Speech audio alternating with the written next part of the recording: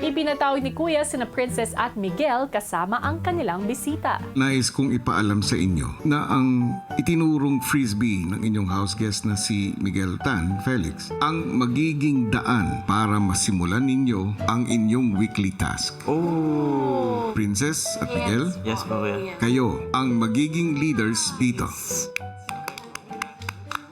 Para sa inyong frisbee task, mahahati ang mga housemates sa dalawang grupo, ang mga taga-bato or throwers at ang mga taga-salo o catchers. Para sa task na ito, pwepwesto ang magbabato at sasalo ng disc sa magkabilang dulo ng pool. Merong tig 10 minuto para maglaro ang bawat pares at bawat matagumpay na pagbato at pagsalo, makakakuha ang housemates ng 5 pirasong colored blocks. Kailangan nilang itodo ang galing dahil para sa kanilang weekly task, dapat silang makakuha ng mahigit 2,000 blocks. Bagay na magiging napakahalaga sa inyong weekly task. Kung paano ito makakaapekto, malalaman nyo. Oh my God! House guest Miguel, maaari ka ba din tumulong sa housemates? Pumili ka na lamang ng magiging tagasalo mo. Nice. Sige po.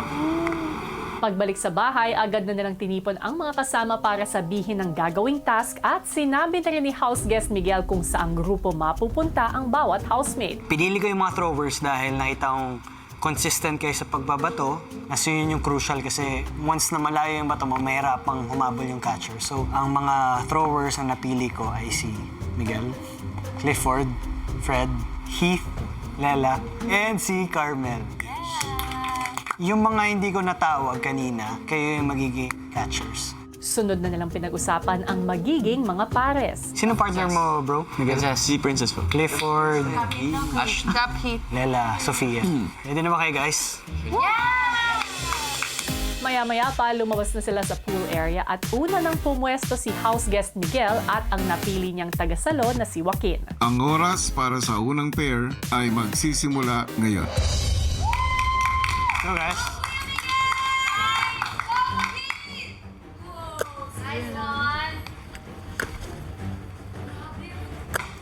Clifford! Clifford!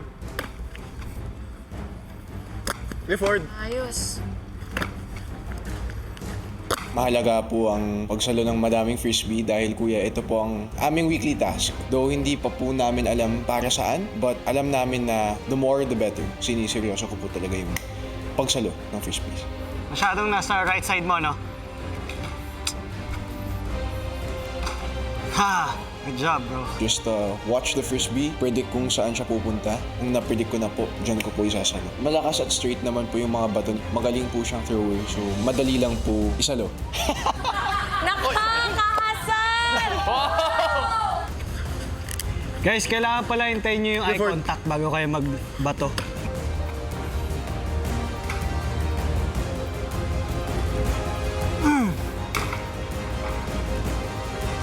Si Joaquin, naging tuloy-tuloy ang pagkuha ng puntos para sa kanilang task. Ganyan lang. Just put it in. Nice one. Hanggang sa natapos na ang oras para sa unang pares. Ash, game? 54.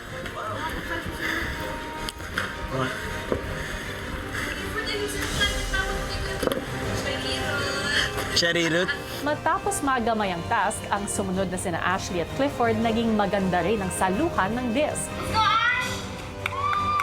Mahalaga po sa amin, kuya, na marami po kaming masalong frisbee ngayong araw. Magsisilbing daan nga, kuya, para makaipon po kami ng mas madaming points. Just to be sure, kuya, gusto talaga namin na mahigitan nga ng 2,000, kuya, mas makaipon pa po ng more blocks.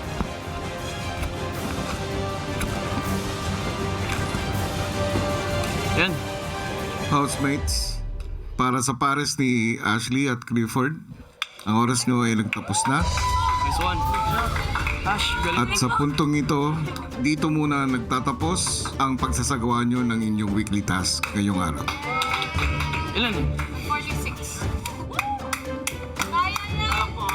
400 lang kailangan natin. 400, yeah. 400 points, 2,000 bucks.